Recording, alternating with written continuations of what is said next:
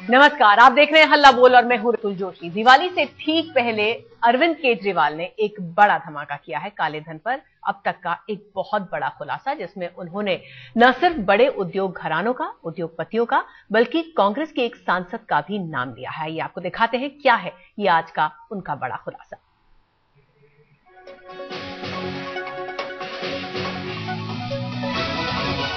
अरविंद केजरीवाल ने आरोप लगाए हैं कि स्विस बैंक में हिंदुस्तान का काला धन जमा है और सरकार उसे वापस लाने की बजाय काले धन कुबेरों को बचाने में लगी हुई है। जितना धन जमा है उसका आंकड़ा करीब 6,000 करोड़ रुपए है। केजरीवाल ने कई बड़े उद्योगपतियों का नाम भी लिया, जिसमें मुकेश अंबानी, अनिल अंबानी, नरेश गोयल और बर्मन परिवार के नाम शामिल हैं। जो खुलासा अरविंद केजरीवाल ने किया उसके मुताबिक अनिल अंबानी और मुकेश अंबानी दोनों के 100 करोड़ हैं। साथ ही संदीप टंडन के 125, अन्नू टंडन के 125 करोड़ रुपए।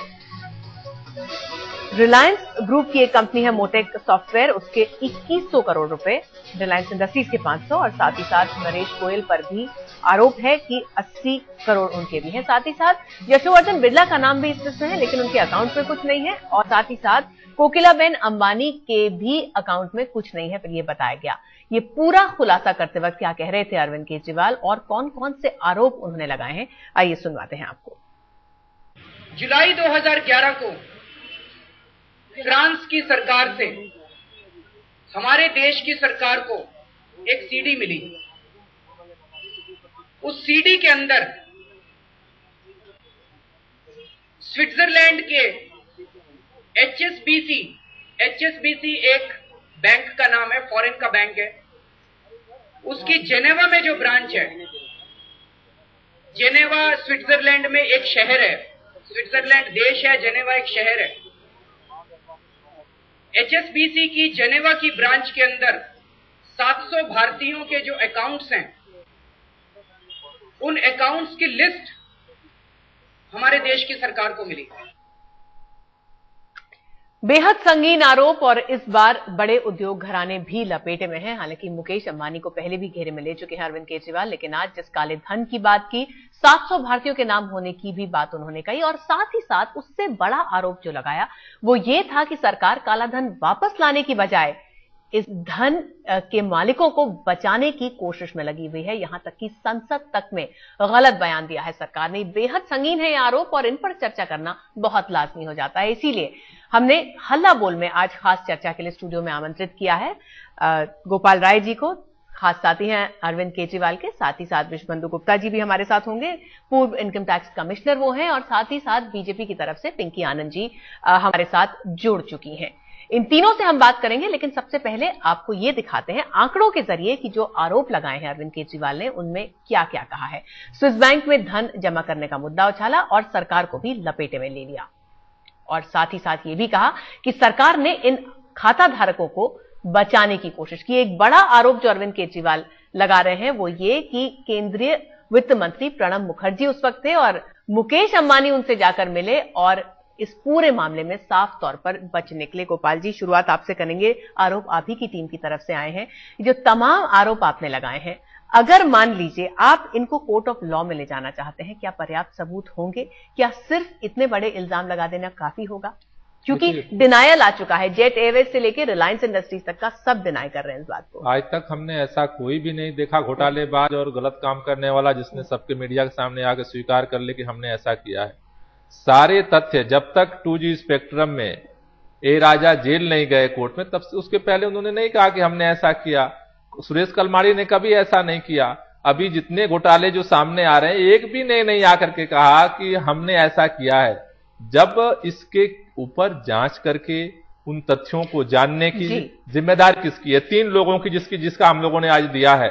3 लोगों का नाम दिया है जो जिस पर जांच हुई, जिस पर रेड पड़ा सीबीआई की, परमिंदर सिंह कालरा, श्री प्रवीण साहनी और तीसरे हैं विक्रम। आपका कहना है ये छोटी मछलियां थी, बड़ी मछलियों को छोड़ दिया गया? तीनों की यहाँ रेड पड़ी। आप डिटेल देखिए जो आज हम लोगों ने जारी किया है। लास्ट आखिरी दम तक ये कहते रहे सीबीआई के लोगों से, हमारा कोई अकाउंट नहीं है, हमारा कोई अकाउंट नहीं है, हमारा कोई अकाउंट नहीं है, हमारा कोई अकाउंट नहीं है। आखिर में जब उन्होंने कहा ये देखो तुम्हारा खाता है, बोले जी मेरा खाता है। तो जब तक इस सारे इतने आसानी से स्वीकार करने वाले नहीं है ये लोग, ये सबको पता है कि इस देश का काला धन विदेश में है, वो किसका पैसा है। 700 लोगों की सूची आज तक क्यों नहीं जारी की गई? सरकार ने जो छोटे लोग थे उनके ऊपर तो रेड डलवाए, लेकिन बड़े लोगों के खिलाफ रेड क्यों नहीं हुआ? विश्वबंधु जी, आप क्योंकि इनकम टैक्स विभाग से अच्छा खासा बड़ा ताल्लुक रखते थे, आप ये बताइए क्या वाकई इतना मुश्किल होता है किसी बड़े आसामी पर हाथ डाल देना, किसी मुकेश अंबानी या अनिल अंबानी या नरेश गोयल पर रेड डाल देना? मैडम, बहुत ही मुश्किल नहीं होता, बहुत ज्यादा मुश्किल होता है। मैं आपको एक एग्जांपल दे देता हूं जी। एक न्यूयॉर्क टाइम्स में एक रिपोर्ट निकला है, पूरा मेरे पास उसका कटिंग है। न्यूयॉर्क टाइम्स में एक बहुत बड़ा स्टोरी निकला कि एक हिंदुस्तान की जो यूपीए चेयरमैन है वो मॉस्को पहुंची किसी प्राइवेट कंपनी के प्लेन के अंदर, और उसमें उस जहाज का फोटो दिया हुआ था, और उन्होंने कहा हमें समझ में नहीं आता ये किस तरह की एथिक है इस कंट्री के अंदर कि वहां का जो वो है वो एक किसी प्राइवेट कंपनी के प्लेन के ऊपर चल रहा है, क्योंकि दैट पिक्चर इज देयर जी। तो लेकिन अगर इस तरह की एक लिस्ट सरकार को मिलती है, क्योंकि शायद ये लिस्ट लीक हुई थी, एचएसबीसी के सर्वर से ही ये लिस्ट लीक हुई थी और सरकार के पास पहुंची थी, तब रेड्स डाली भी गई थी, और ये जो बात सामने इनकी टीम के लोग कहते हैं कि मुकेश अंबानी जाके वित्त मंत्री से मिल लिया और फिर सरकार ने गलत बयान दे दिया संसद के अंदर।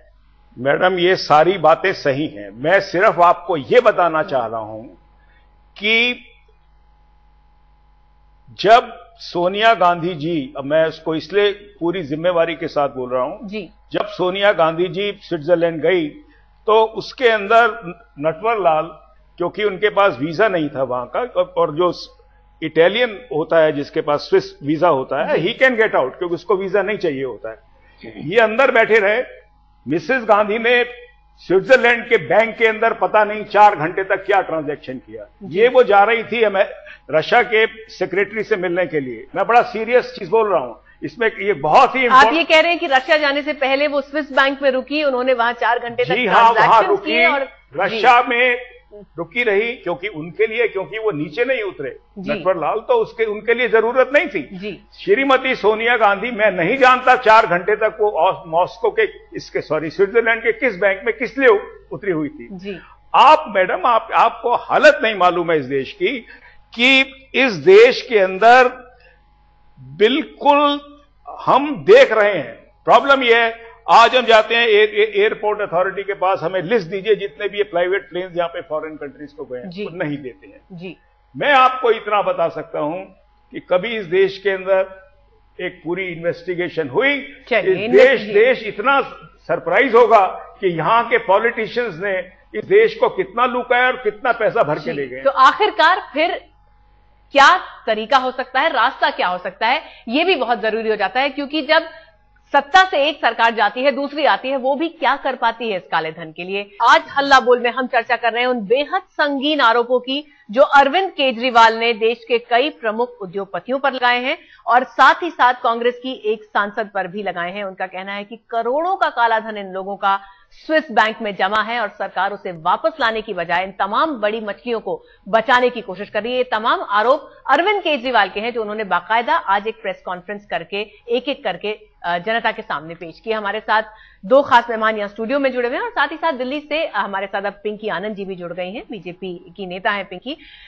ये जिस लिस्ट की बात यहां पर की जा रही है कि 2011 में ये लिस्ट मिली सरकार को और उसके बाद उसमें 700 लोगों के नाम आए और कोई एक्शन नहीं हुआ, लेकिन काले धन का मुद्दा इस देश में बहुत पुराना है, आप भी जानती हैं। और जब आपकी पार्टी सत्ता में आई थी उसने भी यही कहा था कि इसके खिलाफ एक्शन होगा, इसको वापस लाने की कोशिश की जाएगी। न तब कुछ हुआ न अब कुछ हुआ। क्या वाकई सरकार इतनी इनएफिशिएंट या फिर इतनी लाचार हो जाती है बड़े लोगों के खिलाफ कदम उठाने में, या खुद उसके लोग उसमें इन्वॉल्व हो जाते हैं?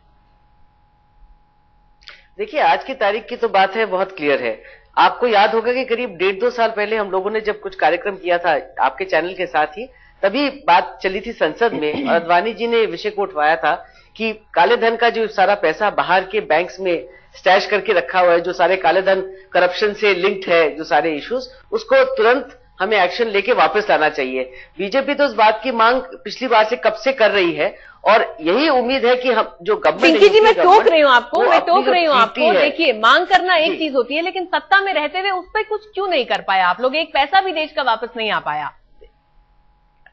देखिए, जो ये एक्शन है, अभी आज की जो बात हो रही है उसमें पिछले करीब कितने साल से अभी इस बात को प्रेशराइज किया जाए। बीजेपी एनडीए जो गवर्नमेंट थी एक लिमिटेड समय के लिए थी, एक्शन शुरू होता है तो उसको कंप्लीट करने के लिए भी समय लगता है। लेकिन आज की तारीख में स्विस बैंक्स ने ये खास कहा था कि आप कुछ नाम दीजिए, आप अगर उनके नाम हमारे सामने हैं तो उनपे इन्वेस्टिगेशन होगी और उनके नाम अगर आते हैं तो हम दे देंगे। उसके बाद भी यूपीए गवर्नमेंट ने कोई भी एक्शन नहीं लिया। और आज की तारीख में जो आपके सामने सारे विषय आए हैं, 2011 में ये 700 लोगों की लिस्ट, और जो अमाउंट आप कह रहे हैं 6000 करोड़, ये 6000 करोड़ नहीं बल्कि 25 लाख करोड़ जो सीबीआई डायरेक्टर ने जो अमाउंट दिया है आपको ब्लैक मनी का, जो बाहर के विदेश के बैंक्स में है, वो है।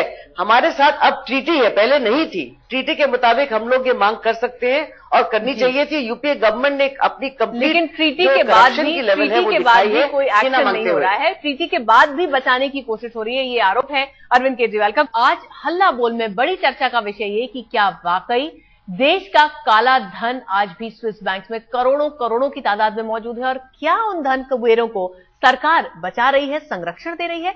ये सभी बड़े सवाल उठाए हैं अरविंद केजरीवाल ने। आज उन्होंने अपने खुलासा नंबर 4 में ये बात कही, जिसमें उन्होंने कई बड़े उद्योगपतियों के नाम लिए और साथ ही साथ नाम दिया कांग्रेस की एक सांसद अन्नू टंडन का, उन्नाव से जो सांसद हैं। और इस विषय पर चर्चा करने के लिए हमारे साथ पिंकी आनंद जी हैं, बीजेपी की सदस्य हैं, जानी मानी लॉयर हैं, साथ ही साथ विश्वबंधु गुप्ता जी हैं जो कि पूर्व इनकम टैक्स कमिश्नर रह चुके हैं, और इंडिया अगेंस्ट करप्शन के सदस्य गोपाल राय भी स्टूडियो में मौजूद हैं। सबसे पहले आपसे मैं सवाल करना चाहती हूं विश्वबंधु जी, जिस तरह की बातें अभी हम ब्रेक से पहले कर रहे थे और पिंकी कह रही थी कि वक्त लगता है कार्रवाई करने में, ये इंटरनेट का जमाना है, इंटरकनेक्टिविटी का जमाना है। ऐसे में अगर कोई ये कह दे कि सरकार काले धन को ट्रैक नहीं कर पा रही, क्या आपको लगता है कि ये सच है या फिर ट्रैक करना इतना मुश्किल नहीं होता? मैडम, मैं समझता हूं इसको ट्रैक करना कोई मुश्किल काम नहीं है। मैं आपको एक सीधी सी बात बता देता हूं। हम स्विट्जरलैंड के लिए हिंदुस्तान बहुत बड़ा कंट्री है। स्विट्जरलैंड के अंदर बहुत ज्यादा, आपको मैं बता दूं, महंगाई है।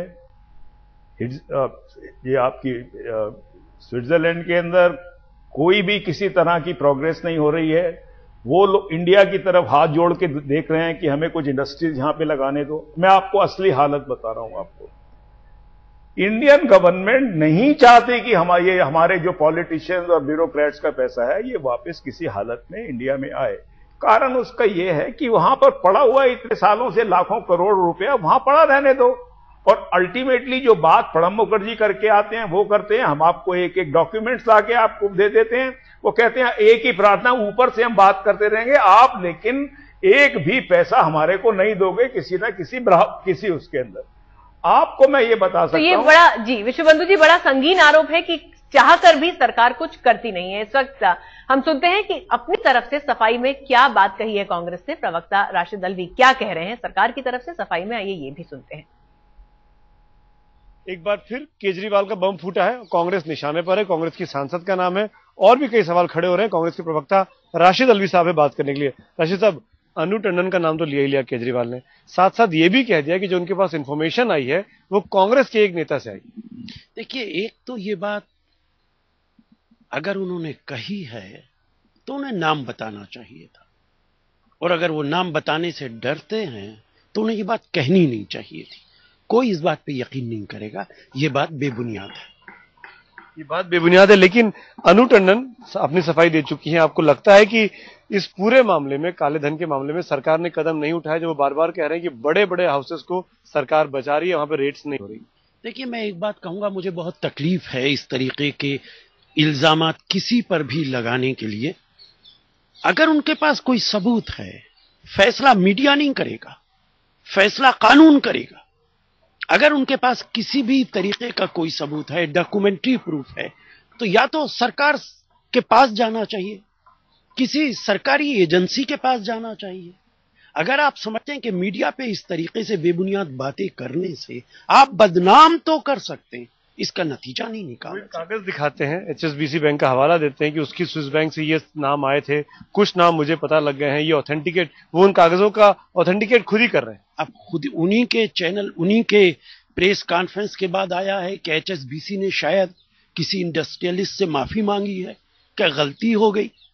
तो एक के मामले में उन्होंने माफी मांग ली, बाकी के मामले में अगर कल वो माफी मांगेंगे, तब ये क्या करेंगे? तो अगर आपके पास कोई भी सबूत है तो आपको सरकार को अप्रोच करना चाहिए। चलिए, अपनी तरफ से एक और बात जो उठा रहे थे राशिद अल्वी, उस पर क्योंकि Gopal Rai India against corruption की तरफ से हमारे साथ मौजूद है। गोपाल जी, अगर मामला कोर्ट ऑफ लॉ में चला जाता है, क्या आपके पास इतने सबूत हैं कि ये केस खड़ा भी हो पाए? हम लोगों के पास ही नहीं, इससे बड़े बड़े सबूत पूरे देश के पास हैं। कोर्ट अगर खड़ी हो जाए तो सारी कोर्ट ने इनको आदेश दिया हुआ है लिस्ट पब्लिक करो, लिस्ट पब्लिक नहीं कर रहे हैं। जिन लोगों को इनकम टैक्स ने छापे दिए उनके बयान आप देख लो, वो कह रहे हैं कि कैसे खाते खुलते हैं, हवाला से पैसा आता है और जाता है, सारा सबूत उनका रिकॉर्ड है इनकम टैक्स में, सारा दस्तावेज वहां दर्ज है। उसको अगर आप केवल बनाए तब भी एचडीएफसी के ऊपर मुकदमे होने चाहिए, उनकी गिरफ्तारी होने चाहिए। एक बैंक खुलेआम देश के अंदर इस तरह के हवाला के माध्यम से सारा कालाबाजारी कर रहा है और वह जो है खुलेआम पैसे का यहां से ले जाकर के वहां पर ट्रांजेक्शन करा रहा है और कोई एक्शन नहीं है। पैसा लेकर के आप कब तक दबाते रहेंगे, देश को लूटने देंगे? मैं आपको एक चीज बड़ी इंपॉर्टेंट बताना चाहता हूं। इस बजट से पहले अरुण जेटली बीए के आपके बीजेपी के लीडर, वो कांग्रेस लीडर से मिले। उन्होंने कहा देखिए ऐसा है, ये अकाउंट्स ये जो पार्टीज की हैं इसको आप बंद करिए जी। आप जितनी मर्जी पार्टी के नाम पे पैसा इकट्ठा करिए और किसी का नाम वाम लेने की जरूरत नहीं है, जो जितना लाए रख ले। ये दोनों पार्टियों ने मिलके आज आप इनकी उठा लीजिए, आप इनकी बही खाता, हरेक की पार्टी, हरेक के अकाउंट में 700 करोड़, 600 करोड़, 500 करोड़, नहीं 600, 700, 500 नहीं है, ये 600, 700, 500 जो है 3 दिन की कमाई है, उसको बाहर निकाल देते हैं। और इस पर एक प्रतिक्रिया लेते हैं। यू सी, मैं आपको बात बताऊं कि सबसे बड़ी करप्शन का जो सबसे बड़ा आदमी जो है अरुण जेटली है, और उसने पिंकी जी बहुत संगीन इल्जाम लग चुके हैं यहाँ पर। वो उनका कहना है विश्व बंधु जी का कि दोनों ही पार्टियां मिलकर देश को लूट रही है। ये बात वैसे ये बात गोपाल राय जी की टीम भी कहती है, अरविंद भी कहते हैं। नहीं, कहते हैं, मुझे आज तक तो जो भी सामने आया है, जो भी नाम आपके सामने आए हैं, वो अपने आप में इस बात का प्रतीक है कि क्या हो रहा है। उसमें कौन सा इंसान उसमें से बीजेपी पार्टी से जुड़ा हुआ है ये बता दे। किसी का नाम उछालने से तो कुछ नहीं होगा। अरुण जी का नाम जिस प्रकार से लिया है, अगर एक्शन भी लेना चाहे तो शायद अरुण जी ले सकते हैं। ये बात बिल्कुल देखिए बेबुनियाद है। आज की तारीख में ये 700 लोगों की जो लिस्ट है यूपीए सरकार के पास 2011 से है। केजरीवाल जी तो सिर्फ वही पेश कर रहे हैं जो आगे लिस्ट गवर्नमेंट के पास आ चुकी है। उसमें जो सच्चाई है या झूठ है, आप लिस्ट सामने ले आइए, अपने आप पता चल जाएगा। रिलायंस के लोग, आप एक लॉयर भी हैं, क्योंकि आप एक लॉयर भी हैं, मैं आपसे एक बात पूछना चाहती हूँ। जो नाम लिए गए हैं बड़े औद्योगिक घरानों के नाम है, देश के साथ सबसे पावरफुल इंडस्ट्रियल हाउसेज हैं ये, लेकिन गोपाल कहते हैं कि उनके पास वो लिस्ट है, वो 700 लोगों की लिस्ट है। और ये बात भी सच है कि एचएसबीसी पर एक इंक्वायरी भी बैठी थी, लेकिन कोर्ट ऑफ लॉ में क्या ये सारी चीजें पर्याप्त होंगी? कोई एक केस खड़ा भी हो पाएगा इसकी बिना पर, अगर कोई केस करने की सोचता है तो? देखिए, सिर्फ अगर बिल्कुल देखिए, आज की तारीख में अगर जो लिस्ट है सामने पेश होती है, और लिस्ट किसने पब्लिश की है, कहां से लीक हुई है, किसके हाथ में आई है, और उस लिस्ट की अल्टीमेटली इन्वेस्टिगेशन हो सकती है। अगर ये लिस्ट मान लीजिए आज की तारीख में कहा जा रहा है कि एचएसबीसी ने किसी इंडस्ट्री से माफी मांगी है, ये सब बातें अपने आप इन्वेस्टिगेशन आप पूरी कीजिए, सब कुछ सामने आ जाएगा। और कोर्ट का दायरा जहां भी आएगा, अब 2G के मामले में आपने देखा था, जिस समय कोर्ट का दायरा सामने आया, सब चीजें आगे खुलासा हो गया। क्या ऑक्शन हुआ था, क्या नीलामी हुई थी, किस प्राइस पे दिया गया था, एक्सचेकर को कितना लॉस हुआ था। आप 700 नाम की लिस्ट कोर्ट के सामने पेश करिए, ना भी करिए, कोर्ट अगर मामले में एक बार भी अपना पूरा निर्देश देता है तो सारा खुलासा आपके सामने हो जाएगा। यानी कि आरोप यहाँ बड़े लगे हैं, मगर आगे का एक्शन होना कुछ जरूरी है। अगर कोई इतने संगीन इल्जाम लगा रहा है तो फिर इन्वेस्टिगेशन भी जरूरी है, लेकिन इन्वेस्टिगेशन को लेकर फिलहाल इंडिया अगेंस्ट करप्शन की टीम खामोश है। अरविंद केजरीवाल के खुलासों की चौथी किस्त सामने आई और आज उनके निशाने पर थे वो धन कुबेर, जिनका उनके हिसाब से बहुत सारा काला धन जमा है स्विस बैंक में, और इस पर लोगों की सफाई आनी भी शुरू हो गई है। आपको दिखाते हैं कौन क्या कह रहा है। अरविंद केजरीवाल ने कहा कि जिनेवा के एचएसबीसी बैंक में मुकेश अंबानी का खाता है, 100 करोड़ उसमें जमा है। मुकेश अंबानी की सफाई आई कि कोई खाता जिनेवा के एचएसबीसी में नहीं है, और साथ ही साथ रिलायंस इंडस्ट्रीज का भी कोई अवैध खाता नहीं है, ये मुकेश अंबानी ने कहा। अनिल अंबानी पर भी यही आरोप था कि 100 करोड़ रुपए उनके जमा है। उन्होंने भी साफ तौर पर कहा कि उनका जिनेवा में कोई खाता नहीं है। हवाला कारोबार में शामिल होने का शक जताया अरविंद केजरीवाल ने, और अनिल अंबानी ने कहा स्वार्थ साधने के लिए अरविंद केजरीवाल ऐसे आरोप लगा रहे हैं। दूसरी तरफ एचएसबीसी जिनेवा में नरेश गोयल के जेटेवेस के मालिक के 80 करोड़ होने की बात अरविंद केजरीवाल ने कही, और नरेश गोयल ने भी ये बात साफ तौर पर खारिज कर दी कि उनका कोई खाता नहीं है। कंपनी के खाते के बारे में पूछताछ हुई थी, ये भी उन्होंने बताया। और उन्होंने कहा कि उन्होंने आयकर अधिकारियों को सारी पूछताछ का जवाब भी दे दिया था। चलिए हम सीधे लिए चलते हैं आपको पिंकी आनंद जी के पास। बीजेपी की तरफ से वो आज इस चर्चा में शामिल हो रही है। पिंकी जी, अब अगर इस मामले को आगे ले जाना है, चलिए इन्होंने अपना काम कर दिया, टीम केजरीवाल ने, उन्होंने ये फैक्ट सामने ले आए। As a political party, as an opposition party, आप क्या करने वाले हैं? देखिए, हमारी तो पूरी तरफ से ये मांग है कि इसमें पूरी इन्वेस्टिगेशन होनी चाहिए, जांच होनी चाहिए। जो बाकी नाम है जो अब तक मतलब कंसील करके रखे हुए हैं उनको सामने लाना चाहिए और जरूरत पड़े तो कोर्ट को अप्रोच करना चाहिए ताकि कोर्ट के निर्देशों के अनुसार विश्वबंधु जी, आप कह रहे हैं कि जांच तो सरकार कराना ही नहीं चाहती, वो तो खुद इसमें शामिल होती है, फिर क्या होगा? एक आप सबसे बड़ी चीज उसमें कंपेल कराना पड़ेगा। मेरी आप एक बात सुन लीजिए, ये लोगों इतना बड़ा ब्लंडर हुआ है इस कंट्री के अंदर कि इस देश के अंदर पॉलिटिशियंस को 200-200, 300-300 करोड़ किसी भी आदमी के नाम में कलेक्ट करने दिया गया है। आईटीएटी की एक ट्राइब्यूनल की जजमेंट आई थी सोनिया इसकी मायावती की, वो क्या लिखते हैं हमारे आईटीएटी की जनरल, और वो जो आए वो लिखते हैं कि मायावती तो ऐसी है जैसे मायावती कोई होती है, संत है, वो उसके भक्त बहुत हैं, तो वो 600-700 करोड़ इकट्ठा कर ले तो इसमें कोई गलत नहीं है, तो उसको मैं अलाउ करता हूं।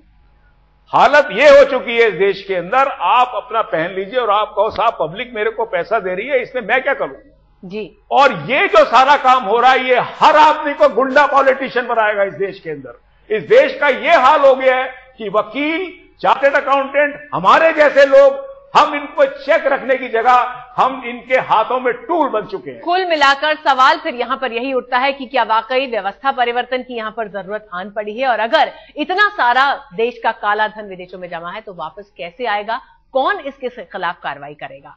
इसी सवाल पर हम आपको छोड़े जा रहे हैं। बहुत बहुत धन्यवाद आप सबका स्टूडियो में आने के लिए और पिंकी जी आपका भी इस चर्चा में जुड़ने के लिए।